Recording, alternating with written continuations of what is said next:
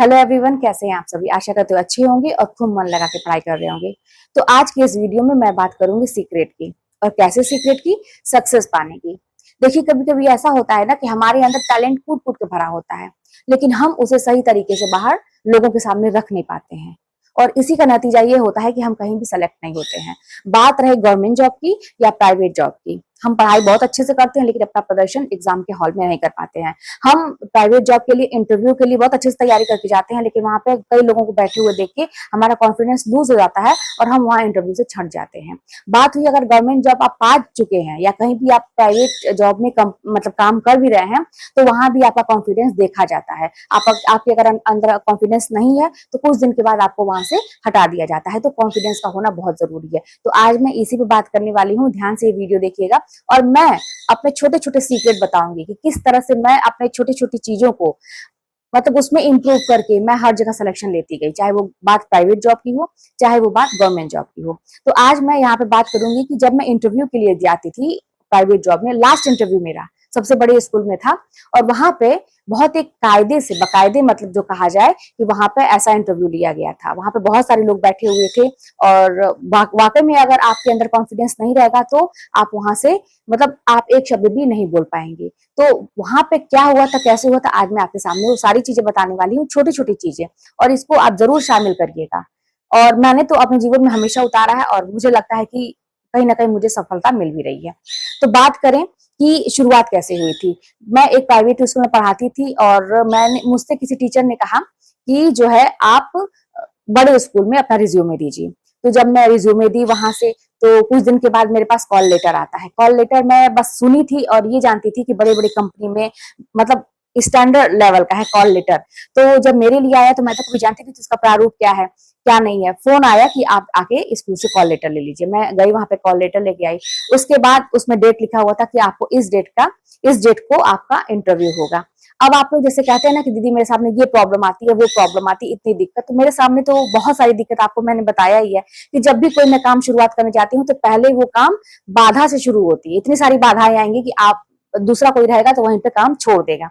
मेरे साथ क्या हुआ था कि जिस दिन मेरा बहुत बड़े स्कूल में इंटरव्यू था, मैं बहुत खुश थी और डर भी रही थी, लेकिन मैंने अच्छे से अपना सब्जेक्ट तैयार किया था और मैं जा रही थी देने के लिए। उस दिन मेरी गाड़ी का जो टायर है वो पंचर हो गया था। अब मेरे पास इतना टाइम नहीं था कि मैं गाड़ी का टायर मतलब टायर जो है उसका पंचर बनवाऊं।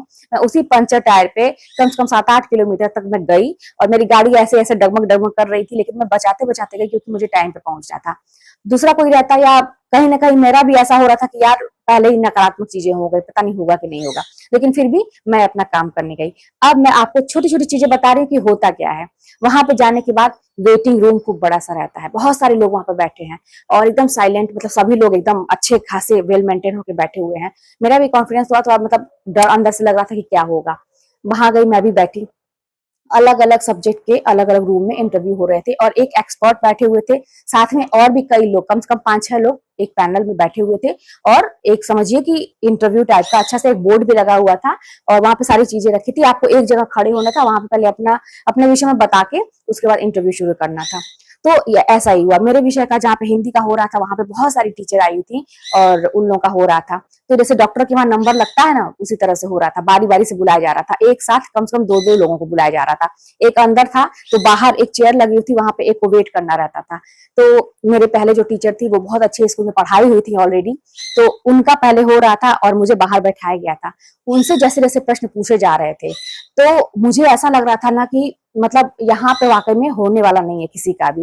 वो इतना ज्यादा गुस्सा कर रहे थे जो लोग थे कि उनसे क्वेश्चन पूछ रहे थे और वो हड़बड़ा गई। वैसे वही है कि कॉन्फिडेंस उनका लूज हो गया और वो जैसे सही से जवाब नहीं दे पाई थी, जवान उनकी लड़खड़ाने लगी और वो लोग और ज्यादा उनको होपलेस कर रहे थे जो बड़े लोग बैठे थे। बस वही है कि कॉन्फिडेंस चेक करते हैं, यही देखते हैं कि ये व्यक्ति ऐसी स्थिति में कैसे इसको मैनेज करता है। तो उनसे जब ऐसा हुआ तो मेरा तो अंदर से ऐसा हो रहा था कि अब मेरा क्या होगा। लेकिन वहीं पे जैसे मेरे अंदर ना एक चीज आई, मेरे दिमाग में एक चीज आई कि ये लोग चाहते क्या है। बस मैं उसके बाद जस्ट मेरा कुछ और ज्यादा सोचने समझने का टाइम नहीं था, जस्ट मेरा नंबर आ गया। फुल कॉन्फिडेंस के साथ मैं गई। अंदर से भले मैं डरी हुई थी लेकिन बाहर से कहीं से भी नहीं दिखाई दिया कि मैं डरी हुई हूँ, मैं फुल कॉन्फिडेंस के साथ गई, वहां पे खड़ी हुई और अपना एक फाइल बना के ले जाना रहता है जिसमें आप सारे डॉक्यूमेंट लगाए रहते हैं ओरिजिनल, है ना। पहले तो हम लोग फोटोकॉपी जमा करते हैं, लेकिन उसके बाद ओरिजिनल देना रहता है उन लोगों को। तो मैंने वहां पे दे दिया और मैं एक जगह आके खड़ी हो गई जहाँ पे जगह बनाई गई थी। फिर वहां पे जब मैं खड़ी हुई और उनको दे दिया, तो पहले ही जैसे वो पन्ना पलट रहे थे, मेरे फाइल का देख रहे थे, दो दो लोग आपस में डिस्कस कर रहे थे और दो तीन लोग ऐसे ही बैठे हुए थे। तो पन्ना पलट रहे थे, तभी मैं बोल कहा कि आप कुछ अपने बारे में बताइए। मैंने अपने बारे में बताना शुरू किया और उसके बाद ही जैसे जैसे मैं अपना परिचय दी, अपना नाम वगैरह ये सब, स्कूलिंग वगैरह ये सब बताई मैंने, उसके बाद जस्ट मैंने इन चीजों पर फोकस किया, है ना। किस चीज पे फोकस करना है आपको ये ध्यान दीजिए कि मैंने एक्स्ट्रा एक्टिविटीज में क्या क्या की है। मैं आपके स्कूल में पढ़ाने के साथ साथ और एक्स्ट्रा मैं क्या क्या कर सकती हूँ। तो फिर उनको मैं बताने लगी तुरंत के तुरंत। मैं तुरंत उनसे कहने लगी, सर ये जो है ना कि मैं इस टीचिंग के साथ ये मैंने कोर्स किया है टीचिंग का, ये किया है वो किया है, करने के बाद साथ में मेरा डांस का भी है। मैं बच्चों को बहुत अच्छे से क्लासिकल जो प्रोग्राम होते हैं उसकी मैं तैयारी करवा सकती हूँ। मेरे आर्ट का है, मेरे कंप्यूटर का है, मेरे ये है वो है, मतलब जितना मैंने किया था साथ साथ, मतलब ना उनको तुरंत के तुरंत वो पन्ना पलटते जा रहे थे और मैं तुरंत के तुरंत उनके सामने अपनी जो है ना कुछ चीजें सामने रखती गई।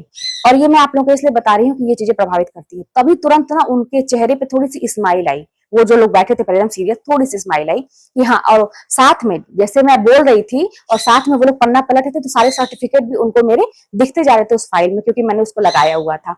ये सारी चीजें हुई। अब मैं आपको बहुत काम की चीज बताने वाली हूँ, ध्यान से सुनिएगा। देखिए कभी कभी क्या होता है ना कि हम बातों को ना सीधे तरीके से कहेंगे तो उतना मतलब प्रभावित तो वो लोगों को नहीं करती है। वही चीज थोड़ा सा घुमा के कह देंगे ना तो लोगों को प्रभावित करती है। उन्होंने मुझे टॉपिक दिया, कहा कि आप व्याकरण में सर्वनाम पढ़ाइए। मुझे टॉपिक दे दिया सर्वनाम पढ़ाने के लिए। तो मैंने कहा ठीक है। वो बोले कि क्लास में आप आएंगी तो क्या करेंगी। मैंने भी गुड मॉर्निंग स्टूडेंट ये सब बोल के कि हाँ इस तरह से मैं बच्चों को पढ़ाऊंगी, और मैंने शुरू कर दिया। उसके बाद मैंने एक कल्पना के द्वारा मैंने कहा उन लोगों से कि मैं सर एक मतलब ऐसे ही बच्चों को समझिए कि मैं पढ़ा रही हूँ, उस वे में बात करूंगी। बोले हाँ ठीक है। मैं ऐसे ही बोली कल्पना करके कि बच्चों आज हम सर्वनाम पढ़ेंगे, और तुरंत मैंने सर्वनाम ऐसे टॉपिक डाला। सर्वनाम मैंने ऐसे टॉपिक डाला। बस आपने राइटिंग पे ध्यान दीजिएगा। बोर्ड पे ना बहुत बड़े अक्षर होने चाहिए, ना बहुत छोटे अक्षर चाहिए, मीडियम होने चाहिए और सुंदर होने चाहिए। तो मैंने सर्वनाम टॉपिक डाला। उसके बाद मैंने कहा कि अब शुरुआत देखिएगा, ध्यान से सुनिएगा कि मैंने डायरेक्ट पढ़ाना नहीं शुरू किया। मैंने कहा कि बच्चों बस आप 2 मिनट मेरे इस बोर्ड पे जो मैं कुछ लिख रही हूँ उसको ध्यान से देखिएगा। मैंने 3-4 लाइन लिखी। आप लोगों को भी मैं लिख के बताती हूँ, हो सकता है वीडियो लंबा हो जाए, लेकिन थोड़ा सा आप धैर्य रखिएगा। तो देखिए मैंने लिखा कि राइटिंग पेन मत जाइएगा, मैं जल्दी लिख रही हूँ। राम ने रावण को मारा। ठीक है, राम ने रावण को मारा। फिर मैंने लिखा राम के पिता का नाम दशरथ था। राम की पत्नी का नाम सीता था। राम के भाई लक्ष्मण थे। अब इस तरह से मैंने 4-5 लाइन ऐसे राम के बारे में लिखा। तो मैंने कहा कि बच्चों देखिए अब आप लोग ये पढ़िए कि राम ने रावण को मारा, राम के पिता का नाम दशरथ था, राम की पत्नी का नाम सीता था, राम के भाई थे लक्ष्मण थे। अब आपको इसमें क्या चीज कॉमन लग रही है? आप देख सकते हैं कि यहाँ पे ये जो राम राम राम शब्द है ये बार बार रिपीट हुआ है। अब हम यहीं पे 4 लाइन और लिखते हैं। फिर मैंने क्या किया, बोर्ड बड़ा था तो मैंने साइड में वहीं पे लिखा कि राम ने रावण को मारा। अब दूसरे राम की जगह इनके पिता का नाम, वीडियो लंबा ना हो इसलिए मैं जल्दी लिख रही हूं, दशरथ था। तीसरा, इनकी पत्नी का नाम सीता था। इनके भाई लक्ष्मण थे। ठीक है, अब मैंने इस तरह से लिख दिया और फिर मैंने कहा कि बच्चों अब देखिए कि यहाँ पे राम शब्द बस एक बार आया है, इसके बाद पढ़ने में कितना अच्छा लग रहा है। राम ने रावण को मारा, इनके पिता का नाम दशरथ था, इनकी पत्नी का नाम सीता था, इनके भाई लक्ष्मण थे। अब जहां पे राम राम राम शब्द यानी कि संज्ञा बार बार आ रहा था और पढ़ने में थोड़ा सा अटपटा भी लग रहा था, सरल भी नहीं लग रहा था, तो वहां उसकी जगह पे हमने यहाँ पे एक बार बस संज्ञा का प्रयोग किया और उसकी जगह पे हमने इनके, इनकी और इनके, मतलब इस तरह से और भी बहुत सारे शब्दों का हम प्रयोग कर सकते हैं। तो ये जो संज्ञा के स्थान पे जो शब्द प्रयोग किए गए हैं इन्हीं को हम सर्वनाम बोलते हैं। और आप देख सकते हैं कि अब भाषा जो है कितनी सरल हो गई और पढ़ने में भी कितनी अच्छी लग रही है। तो आप लोग को समझे कि संज्ञा के स्थान पे जिन शब्दों का हम प्रयोग करते हैं उन्हें सर्वनाम कहते हैं। तो अब इस तरह से मैंने थोड़ा सा घुमा के मैंने स्टार्ट किया था, है ना, इंटरव्यू में। लेकिन एक बात मैं बताऊं कि जैसे मैं ना ये राम राम राम राम 4 बार लिखी, तो एक जो एक्सपर्ट बैठे हुए थे वो कहे कि तो इसमें सर्वनाम कहाँ है, तुरंत टोके मुझे। तो मैं कही बस 1 मिनट सर, थोड़ा सा बस 1 मिनट। ऐसे में अभी बोलने, तब तक बगल वाले जो थे वो कुछ समझ रहे थे, वो बोले कि हाँ हाँ वो कुछ समझाना चाह रही है। तो इस तरह से वहां भी बहुत सारी चीजें। फिर उसके बाद उन्होंने मुझे वो दिया, किताब दिया और कहा कि किताब नहीं दिया, उन्होंने कहा साहित्य से, है ना, कि आप कुछ भी पढ़ा दीजिए।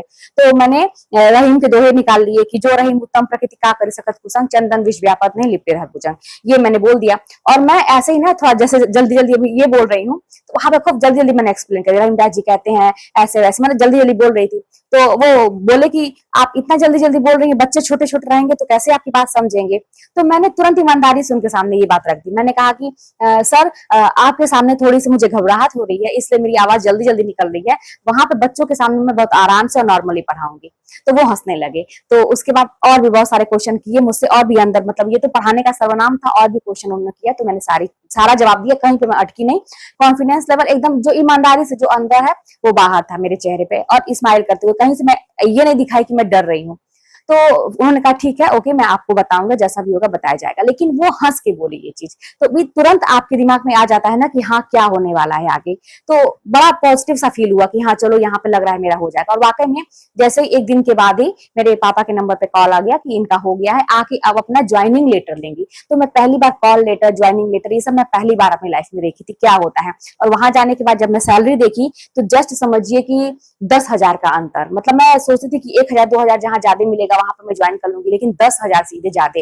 तो अब मेरी खुशी का तो ठिकाना नहीं था, आप लोग समझ सकते हैं। तो यही लगता है ना यार, कभी कभी ना मेहनत रंग लाती है। कभी कभी हम होपलेस हो जाते हैं, लगता है कि यार कब तक मेहनत करते रहे, कुछ पता नहीं चल रहा है। लेकिन जब आपको सफलता मिलेगी ना तो आपका सब तर जाएगा, सब मतलब सार्थक हो जाएगा। आपको पता ही नहीं चलेगा कि आपने कितनी मेहनत की। और मैं अपना संघर्ष में कितना बताऊं, मैं हर समय में संघर्ष की हूँ। जब मेरे ऊपर विपत्ति आई, जब मेरे ऊपर दुख आया, तो मैं एक नया कोर्स ज्वाइन कर लेती थी, मैं कुछ और नया करने लगती थी, इसलिए कि मुझे एक नया सर्टिफिकेट लेना रहता था। मैं ये सोचती थी मैं कहीं पे अपना रिज्यूमे लेके जाऊं तो इतना ज्यादा मेरे पास डिग्री रहे कि लोग सोचे कि हाँ हाँ इसे पहले रख लो क्योंकि ये तो बहुत कुछ कर सकती है, मल्टी टैलेंटेड है। तो ये सोच के ना मैं करती जाती थी और अपने आप को इंगेज रखती थी कि मैं इतना व्यस्त रहूंगी कि मैं ना सोचूंगी ना मुझे टेंशन होगा।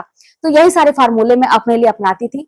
कॉन्फिडेंस का होना बहुत जरूरी है, अपने अंदर लाइए और मस्त होके पढ़िए, है ना। चाहे आप देखिए, अब गवर्नमेंट जॉब में है, मैं बड़े बड़े बच्चों को पढ़ाती हूँ, अब वहां भी आपका कॉन्फिडेंस होना बहुत जरूरी है। तो बच्चे है ना, अब वो टीनेज के हो रहे हैं, तो अगर आपके अंदर जो थोड़ा सा भी उनको लगेगा कि ये मैम नहीं कर पा रही हैं, तो वो आपके ऊपर हावी हो जाएंगे। लेकिन वहां पे कॉन्फिडेंस दिखाना बहुत जरूरी है, बच्चों को बच्चों की तरह से, उन्हीं की भाषा में, बहुत प्यार से, वो जैसे समझते हैं। बहुत अच्छे, और सारे बच्चे बहुत रेस्पेक्ट करते हैं मेरी और बहुत सम्मान देते हैं। तो फिर चलिए मिलते हैं नेक्स्ट वीडियो में। कोई भी बात होगी तो कमेंट के माध्यम में बताइएगा।